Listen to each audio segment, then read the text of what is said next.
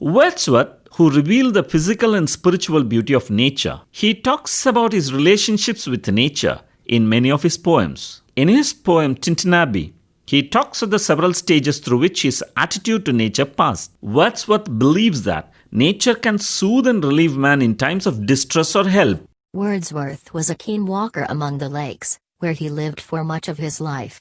Thomas de Quincey once estimated that Wordsworth walked up to 1,80,000 miles in his whole life. His most famous poem is Daffodils.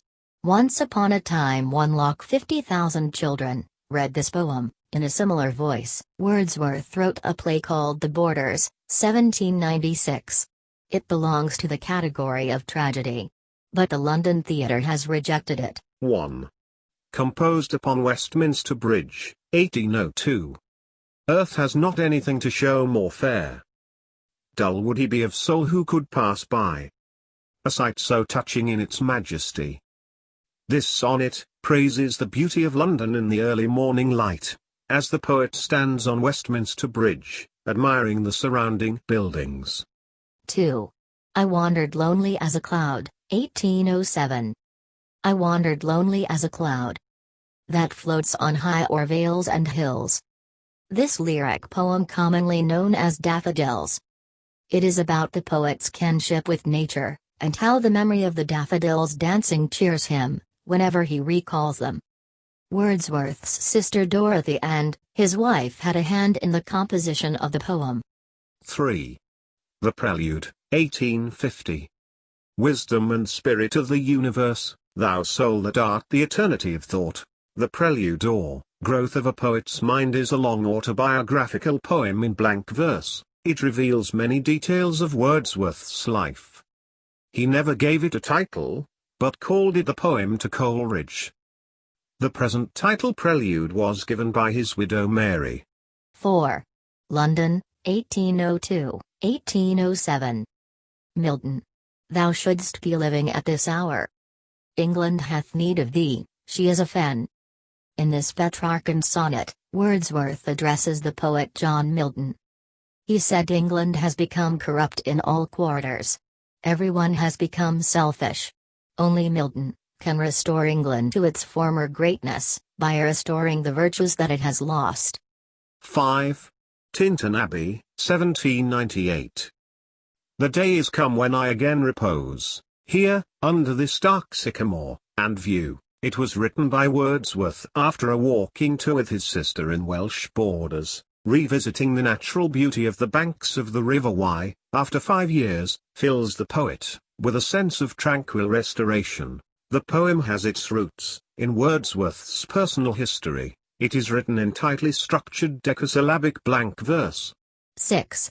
My heart leaps up when I behold, 1807. The child is father of the man, and I could wish my days to be bound each to each by natural piety. This simple 9-line poem, also known as The Rainbow, noted for its simplicity of structure and language.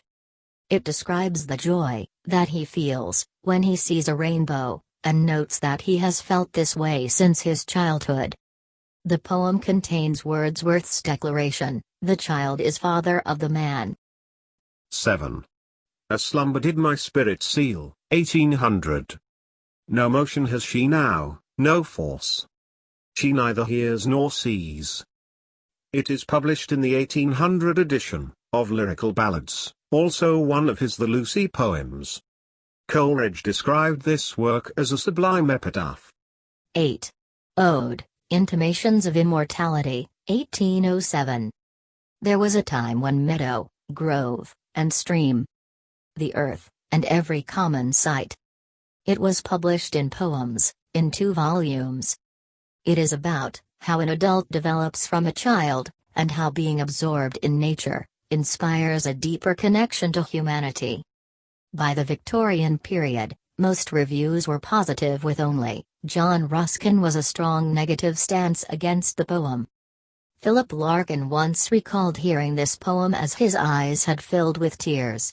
It remains a powerful poetic meditation on death, the loss of childhood innocence. 9. The Solitary Reaper, 1807. Reaping and singing by herself. stop here, or gently pass. The poem was inspired by poet, and his sister Dorothy's stay at the village of Strataya. In this poem, the poet tells about a girl, a Highland lass, who is in a field alone. As she is harvesting her crops, she is singing a sad tune, which echoes in the deep valley. 10. Surprised by joy, impatient as the wind.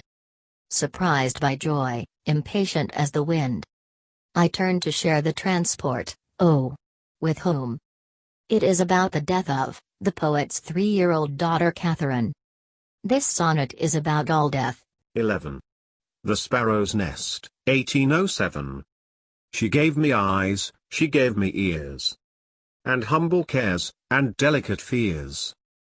A heart, the fountain of sweet tears. It is a lyric poem written by Wordsworth, and was first published in the collection, Poems in 2 volumes.